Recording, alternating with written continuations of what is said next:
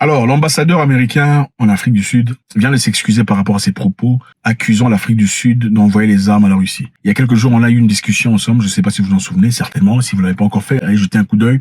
Il y a une vidéo, en tout cas, je crois 2 ou 3 vidéos là-dessus, où l'ambassadeur américain en Afrique du Sud aurait accusé l'Afrique du Sud d'envoyer des armes à la Russie. Chose qui était complètement incohérente puisque le gouvernement sud-africain a réagi à ce propos disant « Cette accusation ne date pas d'aujourd'hui. Nous avons déjà instauré une équipe d'investigation pour y jeter un coup d'œil. » Donc, on a déjà eu une réunion, le président de la République ainsi que l'ambassadeur américain et d'autres personnes. À ce propos, il y a un temps, c'est-à-dire on voulait établir si c'était une réalité vraie ou pas. L'ambassadeur est très bien au courant. Pourquoi choisit-il maintenant pour aller en public et dire que l'Afrique du Sud était en train d'envoyer des armes à la Russie? Pourtant, il y a des moyens diplomatiques appropriés qu'il faut le faire. Alors, suite à cela, Naledi Pandor, ministre des Affaires étrangères sud-africain, a interpellé l'ambassadeur américain pour lui faire part de ce qu'elle pense. L'ANC a réitéré que l'ambassadeur américain en Afrique du Sud, Ruben Biggetti, s'était excusé pour le fiasco du navire russe et les deux parties ont convenu d'une autre réunion avec la structure du parti sur les relations internationales. Biggetti a rencontré mercredi la secrétaire générale de l'ANC, Fikile Mbalula, à Lutuli, après les événements dramatiques de la semaine dernière qui ont mis à rude preuve les relations entre l'Afrique du Sud et les États-Unis. La ministre des Relations internationales de coopération Naledi Pandor et secrétaire d'État américain Anthony Blinken ont eu une réunion où ils ont discuté de la question après que Biggetti a allégé que l'Afrique du Sud armait la Russie. Donc c'est ça, on l'a appelé, on l'a interpellé pour essayer de s'expliquer. Vous savez, quand vous avez des accusations à faire, il y a évidemment des moyens politiques et diplomatiques à travers lesquels on le fait. Même si vous avez des preuves tangibles, ce n'est pas à la télévision ou sur Facebook ou Instagram qu'on fait des accusations à ce niveau-là. Ce ne pourrait qu'être qu'un pays grand contre un pays africain qui pourrait se permettre de faire de telles choses. Je pense que c'est très important de remettre les choses, les pendules à l'heure. Et je pense que les Sud-Africains, en tout cas props et respect, ils savent très bien faire ce genre de choses. On a appelé, donc interpellé l'ambassadeur américain. Interpellé l'ambassadeur américain au bureau pour aller s'expliquer. Et ce n'est pas la première fois. Beaucoup de personnes, d'ailleurs, ont réagi à ce propos. Il y a des gens qui ont demandé à ce qu'il soit déclaré persona non grata le jour d'après. Donc, c'est-à-dire pas autorisé à fouler la plante de son pied en Afrique du Sud. Il y a des gens qui l'ont dit. Et très peu de personnes en Afrique auraient le courage de faire une telle chose. We have called for the removal and he must just pack his bags and go back home. Because you cannot have a person who just get excited and start to be accusing a sovereign country in its own shores to say, no, this is what has happened. Ce qui dérange ici, c'est que ce n'est pas la première fois. Parce qu'il y a quelque temps, l'ambassade américaine a fait un serment disant que les gens devraient faire très attention en Afrique du Sud, qu'il y aurait une explosion massive à 100 tonnes. 100 tonnes qui est la partie la plus riche d'Afrique. Ouais, la partie la plus riche d'Afrique, c'est 100 tonnes. Il y aurait une explosion massive. Et ils ont fait cette publication sans vérifier et discuter avec les services de sécurité locale.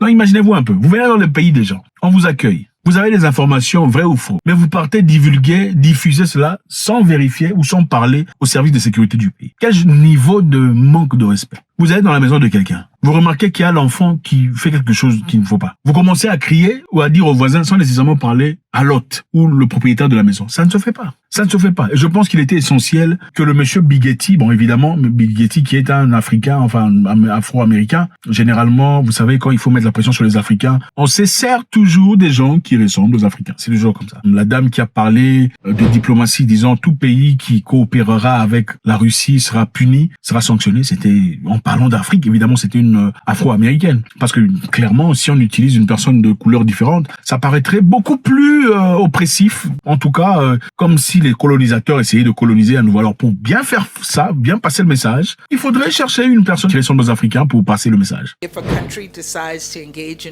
with Russia where there are sanctions, then they are breaking those sanctions. They're breaking our sanctions, and in some cases they're breaking UN sanctions with other countries, and we caution countries not to break those sanctions because then if they do, they stand the chance of having actions taken against them. C'est la même chose qu'ils ont fait au moment où ils avaient besoin de vote pour voter contre la Russie. Ok? La personne dans le Congrès américain qui a dit soit vous êtes avec nous, soit vous êtes contre nous, c'était un Afro-américain. Parce qu'évidemment, à cette époque, en ce moment-là, les Africains ont refusé de voter contre la Russie. Parce que beaucoup ont compris que bon, voilà, écoutez, regardons l'histoire. Vous avez fait beaucoup de choses qui sont historiques, mais les Russes, eux, ils n'ont rien fait.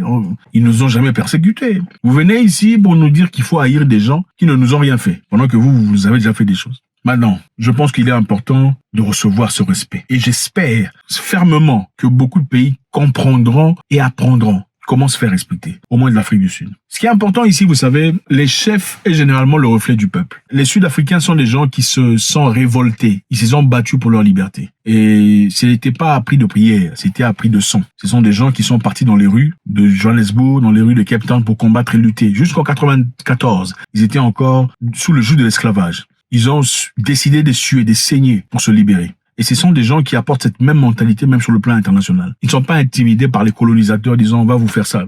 Ils n'ont pas peur de ça. L'ANC, qui est le parti politique de Nelson Mandela, a déclaré que la rencontre avec Brigetti s'était bien déroulée. L'ambassadeur a réitéré ses excuses transmises par la camarade Naledi Pandor, ministre des Relations internationales et de la coopération de la République. Rarement sont les moments où vous voyez un homme fort s'excuser. C'est bien de voir qu'ils se sont excusés. Il faut d'abord tenir en question aussi en compte que l'Afrique du Sud bénéficie de l'AGOA, le AGOA Agreement. AGOA Agreement est l'agrément donné par les États-Unis aux pays en voie de développement, qui inclut beaucoup de pays africains. C'est-à-dire, ça vous permet en tant que pays africain de pouvoir exporter aux États-Unis à un prix très réduit ou sans taxe. Ça vous permet ainsi de gagner un marché beaucoup plus grand. Et beaucoup de pays bénéficient de cet agrément. Ainsi, l'Afrique du Sud fait partie des pays élites, évidemment, parce qu'ils sont producteurs de beaucoup de choses, de voitures, de produits agricoles, de vin et tout le bazar. Voilà, ils profitent en tout cas de cet agrément à AGOA. Et vous savez, généralement, quand on vous fait quelque chose de comme ça, de positif, on s'en sert sur le plan politique. Donc, si tu fais ce qu'on te demande de faire, c'est bon, on va encore signer. Si tu ne fais pas ce qu'on te demande de faire, on va... Voilà. Parce que le programme AGOA, ce n'est pas un programme perpétuel, c'est un programme renouvelable chaque 5 ans. Ça se renouvelle. Donc, si l'Afrique du Sud se comporte comme on veut, on va renouveler. S'il se comporte pas comme on veut, alors là, on va... Alors, c'est une façon très intelligente de dire, bon, si vous ne vous alignez pas de notre côté, ça c'est la deuxième fois qu'on vous interpelle. Le programme AGOA, à travers lequel vous gagnez beaucoup d'argent, des milliards de dollars en tout cas, et aussi qui a créé au fil du temps plus de 60 000 emplois aux Sud-Africains, sera annulé. Qu'est-ce qui va se passer? Ce qui est encore intéressant ici, c'est de voir, malgré que le programme AGOA donne beaucoup d'argent à l'Afrique du Sud, ils ne se sont pas tus. On a appelé l'ambassadeur, venez au bureau, il faut pas faire ça. C'est l'ambassadeur des États-Unis, le représentant du président de la République, il faut pas faire ça. Passer à travers les moyens qui ont été établis. Ce qu'il faut tenir en compte ici, c'est quoi? L'ambassadeur américain s'est excusé d'avoir dit ce qu'il a dit. Mais il s'était pas excusé pour contredire ce qu'il a dit. C'est-à-dire, il s'est excusé pour avoir violé les moyens de communication à travers lesquels il était censé passer. Mais il n'a pas dit qu'il a menti en disant que l'Afrique du Sud envoyait des armes à la Russie. C'est-à-dire, cette accusation reste inchangée. Et évidemment, en ce moment-ci, les États-Unis choisissent de se taire, ne pas faire du bruit. Vous savez, même si vous êtes fort, à un moment donné, quand vous n'avez pas beaucoup de force ou de soutien, vous vous taisez pour éviter de faire plus de dégâts. Mais au moment opportun, vous allez vous lever avec vos accusations et vos preuves. Et je pense que c'est le jeu très splendide que les États-Unis sont en train de jouer pour l'instant. Faites-moi ce que vous en pensez. Est-ce que c'est bien de se conduire comme l'Afrique du Sud? C'est-à-dire, ils ne se sont pas justifiés. Disons, non, on n'a rien envoyé. Non, ils n'ont pas fait ça. Ils n'ont pas fait ça. Oh non, vous nous accusez pour... Ils n'ont pas fait ça. Ils ont dit, on va faire une investigation pour vérifier. Et on a essayé de presser le président disant, pourquoi on va faire une investigation? Parce que si, les armes sont envoyées depuis l'Afrique du Sud vers la Russie, c'est-à-dire, vous êtes complice des tueries des Ukrainiens. Si vous n'êtes pas au courant que les armes sont envoyées depuis l'Afrique du Sud, c'est-à-dire que vous êtes un incompétent. Vous êtes soit complice pour avoir su que les armes sont envoyées en Ukraine, ou incompétent pour n'avoir pas su que les armes sont envoyées en Ukraine. Donc, dans tous les deux cas, on veut le pousser à réagir. Oui, on a envoyé, ou non, on n'a pas envoyé. Mais avec beaucoup de maturité, ils n'ont pas dit ni oui, ni non. Ils ont dit, on fera une investigation. Il faut attendre jusqu'à la fin des investigations. Ensuite, on va discuter. Vous voyez ce niveau de maturité que certainement chez vous, on n'a pas. God bless.